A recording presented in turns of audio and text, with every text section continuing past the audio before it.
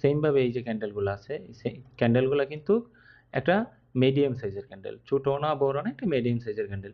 তো হুট করে যদি ধরেন না এভাবে ক্যান্ডেলগুলো এরকম হচ্ছে, এরকম হচ্ছে, হ্যাঁ, এরকম হইতেছে, হুট করে যদি দেখেন হঠাৎ মানে ক্যান্ডেলগুলো সাইজ মেইনটেইন করতেছে, হঠাৎ যদি দেখেন বিগ সাইজের ক্যান্ডেল, বিগ সাইজের ব্যাক টু ব্যাক দুইটা ক্যান্ডেল আসে, ওই মার্কেটটা আপনারা অ্যাভয়েড করবেন। এখন যদি ধরেন না মার্কেট এভাবে যে যাচ্ছে মার্কেট, তারপর তো একটা বড় ক্যান্ডেল, আবার একটা ছোট ক্যান্ডেল, আবার একটা বড় ক্যান্ডেল, এটা গুড চার্ট, এটা বেটার না, এটা ব্যাপার না।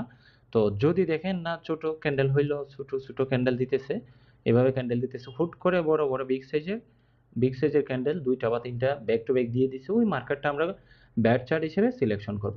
এখন এটা আপনার ডাউন ট্রেন্ডে হইতে পারে, আপ ট্রেন্ডে হইতে পারে, কিন্তু সাইজ মেনটেন করতেছে না। ছোট ছোট ক্যান্ডেল আসতেছে, ছোট ছোট ক্যান্ডেল আসতেছে, হুট করে দেখা যাচ্ছে বড় বড় বিগ সাইজের ক্যান্ডেল চলে আসছে, ওই মার্কেটটা আমরা আপাতত অ্যাভয়েড করব।